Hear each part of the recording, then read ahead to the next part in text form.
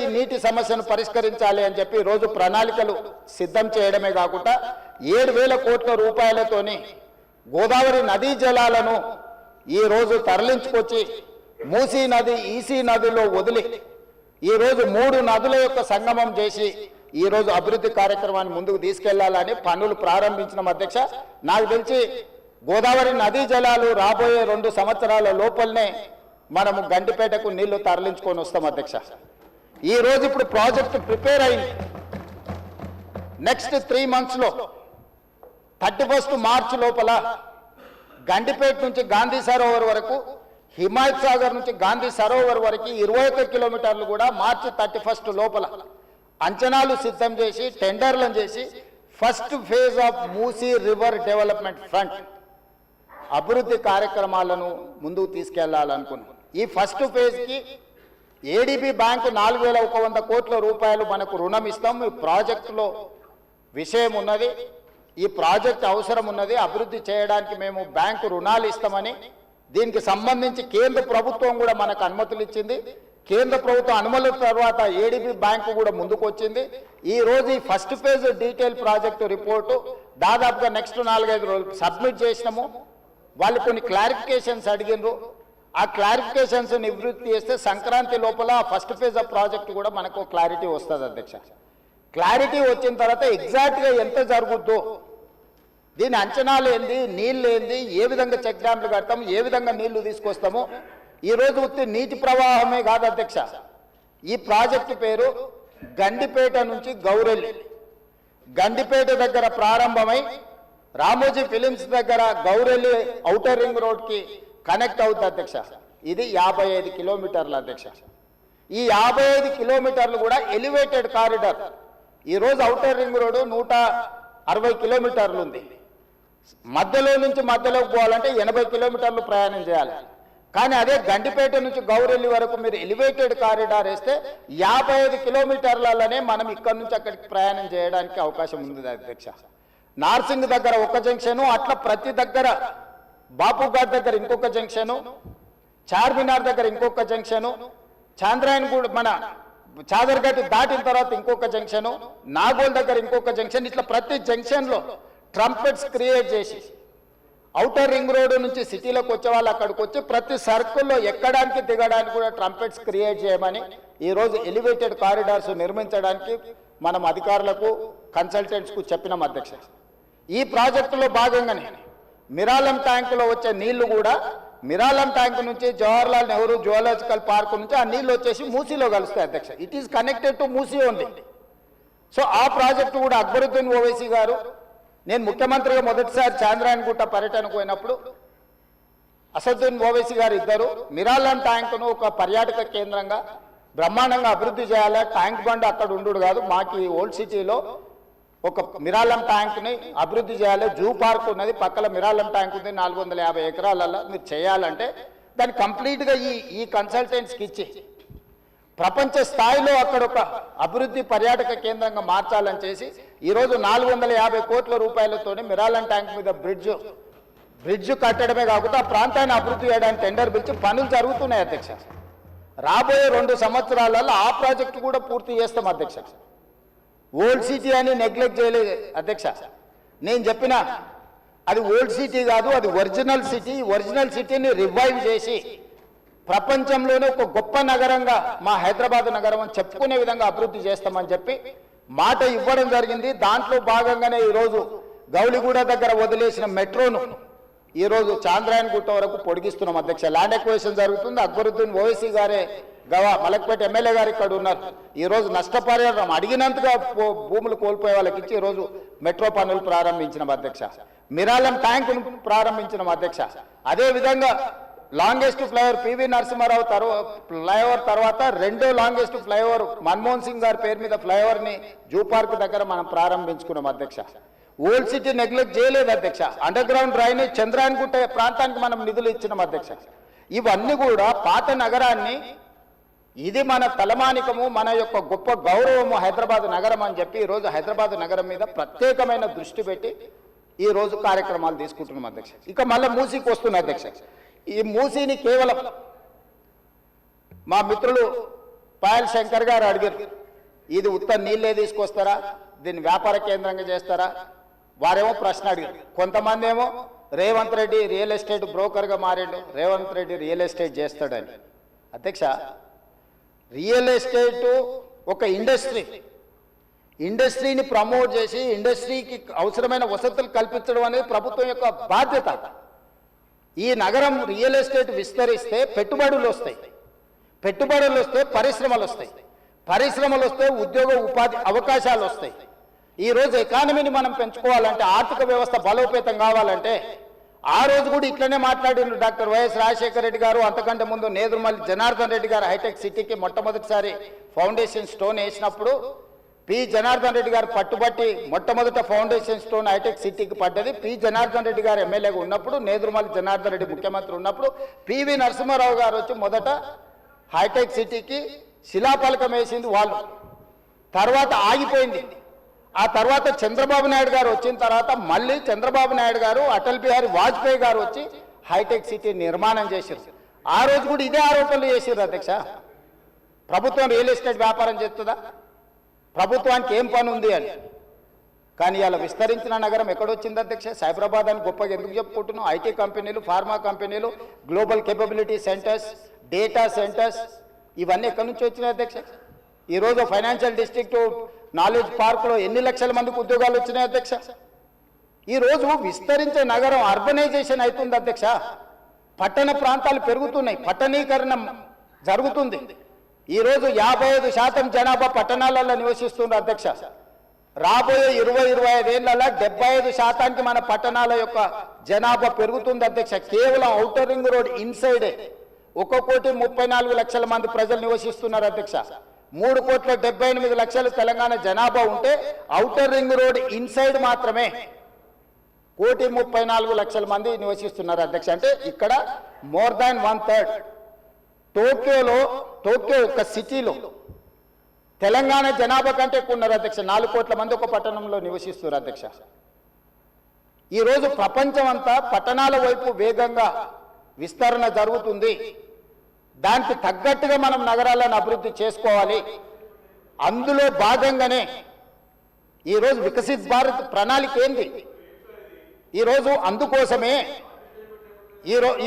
అందుకోసమే మా ఆయన దుఃఖం చూడు, ఆయన బాధ చూడు, కడుపులో విషము ఎట్లా అంటే కడుపు నిండా విషయం. ఆ మూసీలో ఉన్న కాలుష్యానికంటే వీళ్ళ కడుపులలో అంతకంటే ఎక్కువ విషయం ఉంది అధ్యక్ష. విషం జిమ్ముతున్నారు.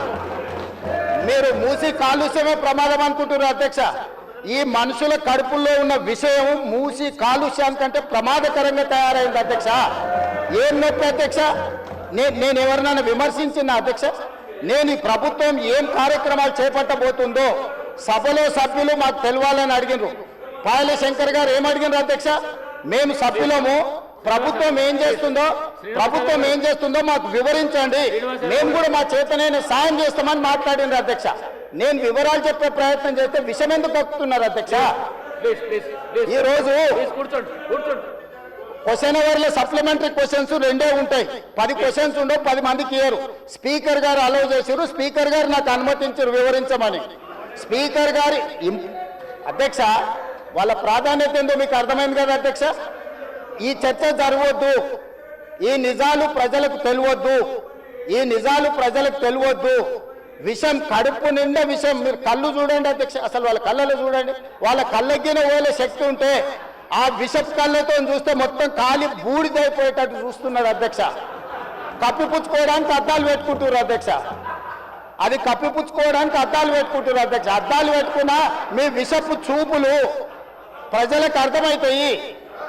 అందుకోసమని నా మాట ఒక్కటే అధ్యక్ష, ఈరోజు తెలంగాణకు ఈరోజు నగర అభివృద్ధి చేయడం మా బాధ్యత. ఈరోజు ఇన్ని మాటలు మాట్లాడుతున్నారు కదా అధ్యక్ష. ఆనాడు కాంగ్రెస్ లో గెలిచిన ఎమ్మెల్యేని తీసుకొని మూసీ రివర్ డెవలప్మెంట్ కార్పొరేషన్ కు చైర్మన్ చేసింది ఎవరు అధ్యక్ష? ఎవరు? ఈ రోజు వివరాలు చెప్తుంటే ఆ నొప్పెందుకు అధ్యక్ష? ఆ నొప్పెందుకు? మీరు అనుమతి ఇచ్చిన తర్వాత వాళ్ళెవరు అధ్యక్ష ప్రశ్నించనికే? వాళ్ళెవరు సభ్యులు ఈరోజు అక్బరుద్దీన్ ఓవైసీ గారు, పాయల శంకర్ గారు, లేకపోతే కాలేరు వెంకటేష్ గారు. ఆ కాలేరు వెంకటేష్ గారినైనా చూసి నేర్చుకోండి, కనీసం ఒక అవగాహన వస్తుంది. స్పష్టంగా నేను అంబర్పేట పోయినప్పుడు చెప్పిండు, 100% అంబర్పేట శాసనసభ నియోజకవర్గంలో మేము మూసీ నది ప్రక్షాళనకు సహకరిస్తాము. మా పేదలకు అందరికీ మంచి ఇండ్లు కట్టించండి, మా ప్రభుత్వ కార్యాలయాలు కట్టించండి, మా ప్రాంతాన్ని అభివృద్ధి చేయండి, నేనే ముందు బాగానే నిలబడి మూసీ నది ప్రక్షాళనకు సహకరిస్తానని అంబర్పేట ఎమ్మెల్యే కాలేరు వెంకటేశ్వర గారు ముందుకు వచ్చి బహిరంగంగా మైక్లో చెప్పిండు. నిన్నగాక మొన్న వచ్చి నన్ను కలిసి చెప్పిండు. ఆ పక్కనే ఉప్పల్ ఎమ్మెల్యే లక్ష్మారెడ్డి గారు వచ్చి కలిసి, సార్ మా ప్రాంతాన్ని అభివృద్ధి చేయండి, మూసీ నదిని ప్రక్షాళన చేయడం ద్వారా మా ప్రాంతానికి ఉపయోగపడుతుంది, మీరు చాలా మంచి పని చేస్తారు, మీరు వేగంగా ముందుకు వెళ్ళండి, మా వైపు నుంచి మీకు ఏం సహకారం కావాలని చెప్పి ఆ శాసనసభ్యులు వచ్చి కలిసిరు అధ్యక్ష. ఇవాళ నేను ఒకటే అడుగుతున్నా అధ్యక్ష, అధ్యక్ష, ఈరోజు మూసీ నది ప్రక్షాళన చేసుకుంటే నల్గొండ, ఈరోజు మూసీ నది ప్రక్షాళన మేము చేస్తున్నామంటే మీరు చెయ్యాలంటున్నా వద్దంటున్నా? ఒక్క మాటలో చెప్పండి. మీరు చెయ్యాలనుకుంటే ఏమి చెయ్యాలో సూచన ఇవ్వండి, వద్దంటే మీ కడుపు మంట ఏంటో చెప్పండి, తెలంగాణ ప్రజలు నిర్ణయించుకుంటారు. అందుకే ఈరోజు మూసీ నది పరివాహక ప్రాంతాన్ని నైట్ ఎకానమీగా మారుస్తా అని చెప్పిన అధ్యక్ష.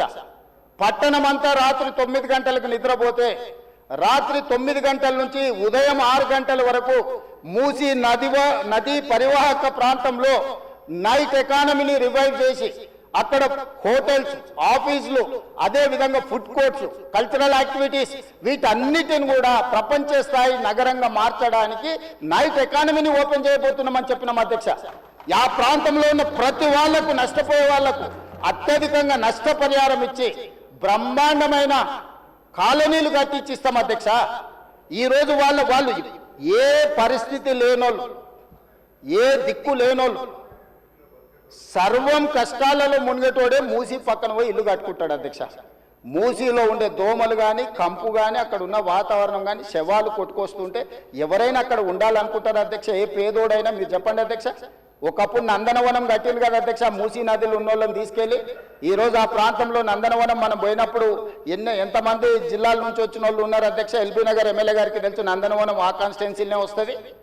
ఈరోజు మూసీ నది పరివాహక ప్రాంతంలో ఉన్న పేదలకు మంచి వసతులు కల్పించి, వాళ్ళ పిల్లలు చదువుకోవడానికి మంచి పాఠశాలలు ఇచ్చి, వాళ్ళకు ఉద్యోగ ఉపాధి అవకాశాలు కల్పిస్తామని మేమంటే లేదు, అది అట్లనే ఉండాలి, తరలించడానికి వీల్లేదు, కట్టడానికి వీల్లేదు, మేము అడ్డం పండుకుంటాం, మేము నిలువు పండుకుంటామన్నారు. మరి మన వర్షాలు వచ్చినప్పుడు పోయి పండుకునేది ఉండే అధ్యక్ష, పోలేదు. ఏమి లేనప్పుడు పోయి ఆ పక్కనున్న కాలనీలలో పండుకొని వచ్చారు అధ్యక్ష. ఇప్పుడు ఉండమని ఉంది అధ్యక్ష నెల రోజులు. ఇప్పుడు వద్దంటున్న వాళ్ళు ఉన్నారు కదా, నెల రోజులు మూసీ నది పక్కన ఉండమని చెప్పుండ్రు అధ్యక్ష. అంబర్పేట శ్మశాన వాటిక ఉంది కదా అధ్యక్ష, ఆ శ్మశాన వాటిక దగ్గర ఉన్న శవాలు, కులిపోయిన శవాలు, కాలిపోయిన సగం కాలిన శవాలు ఉన్నాయి కదా అధ్యక్ష, వీళ్ళందరూ అక్కడ ఉండమని ఉండి, చూడమని ఉండి. ఏ దుర్భరమైన పరిస్థితి ఉందో అర్థమవుతుంది, ఏ దుర్భరమైన పరిస్థితుల్లో ప్రజలు ఉన్నారో అర్థమవుతుంది. అందుకే ఈరోజు ప్రపంచ స్థాయి సంస్థలను కన్సల్టెంట్గా పెట్టుకున్నాము. ఫస్ట్ ఫేజ్ ఒక కొలిక్కి వచ్చింది, మిగతాది కూడా విడతల వారిగా ప్రాజెక్టు రిపోర్టు జరుగుతుంది. నేను హైదరాబాద్ నగరంలో 5 ఏళ్లలో 150,000 కోట్లు ఖర్చు పెడతాం, మూసీ నది ప్రక్షాళన చేస్తామంటే 150,000 కోట్లు కాంట్రాక్ట్ ఇచ్చేసిరు, రేవంత్ రెడ్డి 25,000 కోట్లు తినేసిండని మాట్లాడుతున్నారు అధ్యక్ష. ఎంతసేపు వాళ్ళు ఎట్లనో మిగతాలు కూడా అట్లనే అనుకుంటారు అధ్యక్ష. కాంట్రాక్ట్లు ఇచ్చుడు, కమిషన్లు కొట్టుడు, లిఫ్టులు పంపులు పెట్టుడు, ఇండ్లలో కనకవర్షం కురిపించుకున్నాడు, పోయి జన్వాడల్లో లేకపోతే మొయినాబాద్లో ఫామ్ హౌస్లు కట్టుకున్నాడు. ఇంతకు తప్ప మీరు చేసింది ఏంది? నా గురించి మాట్లాడే అర్హత మీకెక్కడిది? ఈ రోజుకు ఏది కూడా మేము కన్సల్టెంట్స్ డీటెయిల్ ప్రాజెక్టు రిపోర్ట్ ఇచ్చే వరకు అంచనాలు మేము చెప్పలేము. ఏంటంటే మేము 80,000 పుస్తకాలు చదవలేదు, మాకంత నాలెడ్జ్ లేదు, మేము అట్లా దొంగతనాలు చేయాలని పని కూడా పెట్టుకోలేదు అధ్యక్ష. అందుకే ఈరోజు మంచిరేవుల దగ్గర కాకతీయుల నాటి శివాలయం ఉన్నది అధ్యక్ష. 850 సంవత్సరాల పురాతనమైన శివాలయము మంచిరేవుల దగ్గర ఉంది అధ్యక్ష. గ్రేహాండ్స్ ల్యాండ్ ఉందా? ఈరోజు అక్కడ శివాలయం కట్టదలుచుకున్నాం అధ్యక్ష. మన సంస్కృతిని కూడా పునరుద్ధరిస్తున్నాం. ముందుకు వచ్చిన తర్వాత మక్కా మసీదు ఉన్నది, ఒక అంతర్జాతీయ స్థాయి మసీదును అక్కడ కట్టదలుచుకున్నాం అధ్యక్ష. నదీ పరివాహక ప్రాంతంలో ముందుకు వస్తే సిక్ చావుని గౌలిగూడ దగ్గర ఒక అద్భుతమైన స్వర్ణ దేవాలయం లాంటి ఒక సిక్ మందిరాన్ని కట్టదలుచుకున్నాం అధ్యక్ష. ఆ విధంగా ముందుకెళ్తే ఉప్పల్ ప్రాంతంలో మెదక్ చర్చ్ లాంటి ఒక అద్భుతమైన చర్చిని కట్టదలుచుకున్నాం అధ్యక్ష. మూసీ నది పరివాహక ప్రాంతంలో ఒక పక్కన దేవుడు ఉంటాడు, ఇంకొక పక్కన అల్లా ఉంటాడు, ఇంకొక పక్కన గురుద్వారా ఉంటుంది, ఇంకొక పక్కన యేసు ప్రభు ఉంటాడు. ఈ 4 మతాలకు సంబంధించి మూసీ నది పరివాహక ప్రాంతంలో మత సమ్మేళనాన్ని చేసి ఒక మత సామరస్యాన్ని అభివృద్ధి చేయడానికి ఈరోజు కార్యక్రమాలు చేస్తున్నాం అధ్యక్ష. అదేవిధంగా ఈరోజు ఇంటర్నేషనల్ స్టాండర్డ్స్లో మనం అక్కడ ఉండే వ్యాపార కేంద్రాలను అభివృద్ధి చేయాలనుకుంటున్నాం అధ్యక్ష. ఈరోజు నీళ్లు శాశ్వతంగా అందులో ప్రవహించే విధంగా నగరాల నుంచి వచ్చే మొత్తం కాలుష్యాన్ని మొత్తం నియంత్రించి సివరేజ్ ట్రీట్మెంట్ ప్లాంట్స్ పెట్టి ట్రీట్ చేసి ఆ వాటర్ని కూడా వినియోగించుకోవడానికి ఈరోజు ప్రణాళికలు చేస్తున్నాం అధ్యక్ష. వీటన్నిటికీ అంచనాలు లేకుండా టెండర్లు ఇచ్చి కాంట్రాక్టర్ల దగ్గర నుంచి మేము కమిషన్లు కొట్టదలుచుకోలేదు అధ్యక్ష. సంవత్సరంన్నర నుంచి నిరంతరం పనిచేస్తే ఇప్పుడు ఒక కొలిక్కి వచ్చినాయి. ఇంకొక సంవత్సరం పడుతుంది మొత్తం డీటెయిల్ ప్రాజెక్టు రిపోర్ట్ తయారు కావడానికి. 5 సంవత్సరాల కోసం కన్సల్టెంట్ కంపెనీని పెట్టుకున్నాం అధ్యక్ష. 5 సంవత్సరాలు ప్రాజెక్టు డిజైన్లు ఇవ్వడమే కాకుండా అంచనాలు వేయడమే కాకుండా నిర్మాణంలో కూడా వాళ్ళ సహకారం ఉండాలని చెప్పి ఈరోజు అంతర్జాతీయ స్థాయి కంపెనీలను తీసుకొచ్చి మనం పెట్టుకున్నాం అధ్యక్ష. నేను అందుకే డిపిఆర్ వచ్చిన తర్వాత బడ్జెట్ సెషన్లో మీ అందరికీ డీటెయిల్ ప్రాజెక్టు రిపోర్ట్ హౌస్లో ప్రజెంట్ చేస్తా అధ్యక్ష. మీ అందరి సూచనలు తీసుకుంటా, మీ అందరి సలహాలు తీసుకుంటా. నాకు ఇందులో సీక్రెట్ ఏం లేదు అధ్యక్ష. ఒక గొప్ప మంచి ఉద్దేశంతో మూసీ నది ప్రక్షాళన చేయదలుచుకున్నాము. ఇది 4 నదుల అనుసంధానం అవుతుంది అధ్యక్ష. మూసా నది, ఈసా నది, గోదావరి నది, కృష్ణా నది, 4 నదుల అనుసంధానము జరగగలిగిన ఏకైక అవకాశం తెలంగాణ రాష్ట్రంలో ఉన్నది. ఈ గొప్ప కార్యక్రమాన్ని చేసే అవకాశం దేవుడు నాకు ఇచ్చిండు. ఈ రోజు గాంధీ బాపు ఘాట్ ఏదైతుందో అక్కడ గాంధీ సరోవర్ కట్టదలుచుకున్నాం అధ్యక్ష. గాంధీ సరోవర్ నిర్మించాలంటే ప్రభుత్వానికి భూమి తక్కువ ఉంది, డిఫెన్స్ ల్యాండ్ ఉంది. 200 ఎకరాలు కేంద్ర ప్రభుత్వాన్ని అడిగినాం, నరేంద్ర మోడీ గారిని అడిగినాం, రాజ్నాథ్ సింగ్ గారిని అడిగినాం. రాజ్నాథ్ సింగ్ గారు పెద్ద మనసు చేసుకొని తాత్కాలికంగా ఇమ్మీడియట్గా ఒక 60 ఎకరాలు ఇస్తా, ఇంకొక 50 ఎకరాలు 100 ఎకరాల పైన ఇస్తా. గాంధీ సరోవర్ అక్కడ గాంధీ సరోవర్ దగ్గర ప్రపంచంలోనే ఎత్తైన మహాత్మా గాంధీ గారి విగ్రహాన్ని కట్టాలి. అక్కడ గాంధీ ఫిలాసఫీని ప్రపంచానికి చెప్పాలి. గొప్ప ఎడ్యుకేషనల్ ఇన్స్టిట్యూట్స్ అక్కడ పెట్టాలి.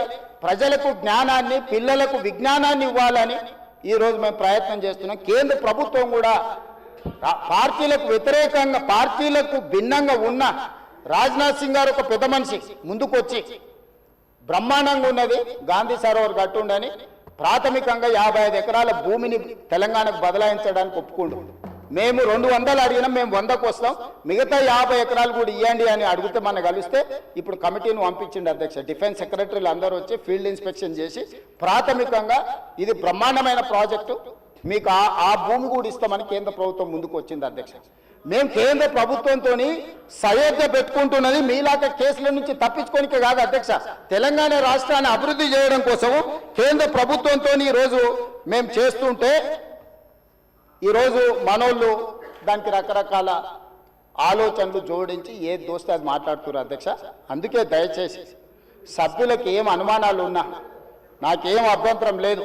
నేను గతంలో ఇది నిర్మాణం చేయాలనుకున్నప్పుడు గ్రేటర్ హైదరాబాద్ పరిధిలో ఉండే ఎమ్మెల్యేలందరినీ సౌత్ కొరియా చూడడానికి రెవెన్యూ మినిస్టర్ శ్రీనివాస్ రెడ్డి గారి నేతృత్వంలో కార్పొరేటర్లను, మేయర్ని, డిప్యూటీ మేయర్ని, ఆఫీసర్లని, శాసనసభ్యులను అందరినీ పొమ్మన్నాం. మొదట్లో పాపం శాసనసభ్యులు అందరూ రానికే సిద్ధమయ్యారు.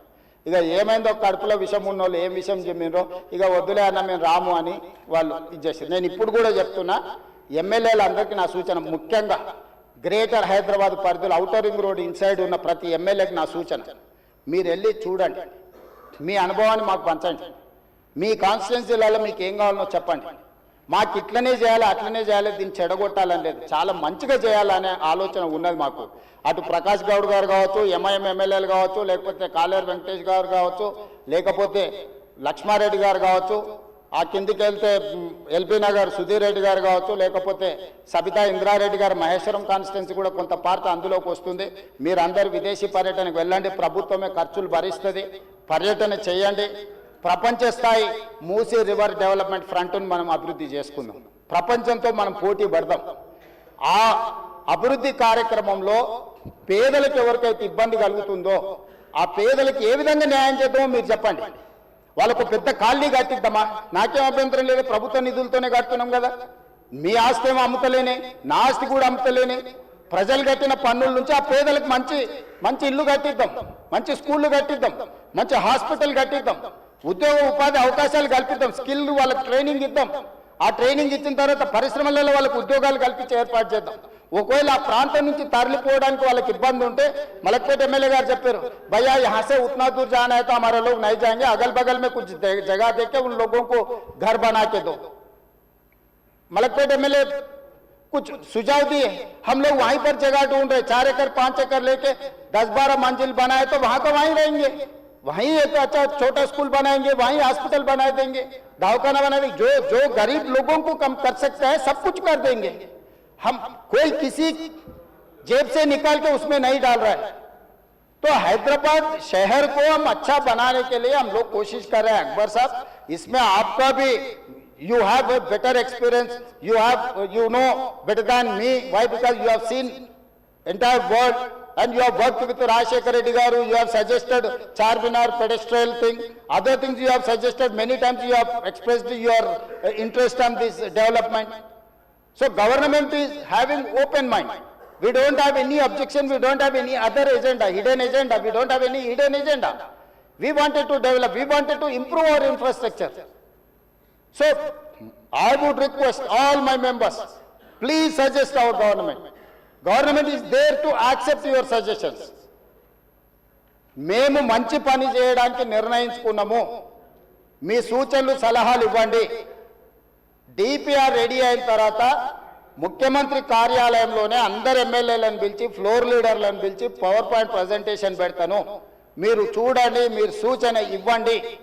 మన నగరాన్ని మనమే అభివృద్ధి చేసుకోవాలి.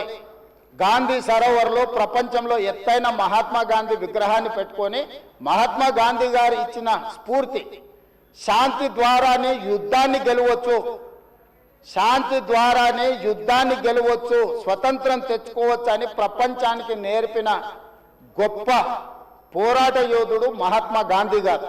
వారి స్ఫూర్తితోనే ఈరోజు మనం గాంధీ సరోవర్ నిర్మించుకుంటున్నాము. వారి స్ఫూర్తితోనే ఈరోజు నల్గొండ జిల్లా ప్రజలకు శిక్ష, నగర ప్రజల నుంచి ఈ ప్రాంతం నుంచి పోయే కలుషితము నల్గొండ ప్రజలకు తీరని శిక్షగా మారింది. ఆ ప్రజల్ని కూడా కాపాడాల్సిన బాధ్యత మన మీద ఉన్నది అధ్యక్ష. సంస్కృతిని కాపాడుకోవడం, నీళ్లను పరిరక్షించడం, ప్రక్షాళన చేయడం, అభివృద్ధి చేయడం, అభివృద్ధిలో భాగంగా పెట్టుబడులను ఆకర్షించడము, ఇవన్నీ కూడా ప్రభుత్వం చేపట్టే కార్యక్రమాలలో ఉన్నాయి. వీటి వివరాలు అన్నిటిని కూడా సభకు చెప్తా. ఇంకేమన్నా కావాలన్నా కూడా నాకు అభ్యంతరం లేదు, వివరాలు చెప్తా. నా సూచన ఒకటే, ఈ కడుపులో విషయాన్ని కొంచెం తగ్గించుకోండి. ఒకవేళ మందు లేకపోతే వికారాబాద్లో ఎట్లా తెలుసు కదా, వికారాబాద్ కా హవా लाखों का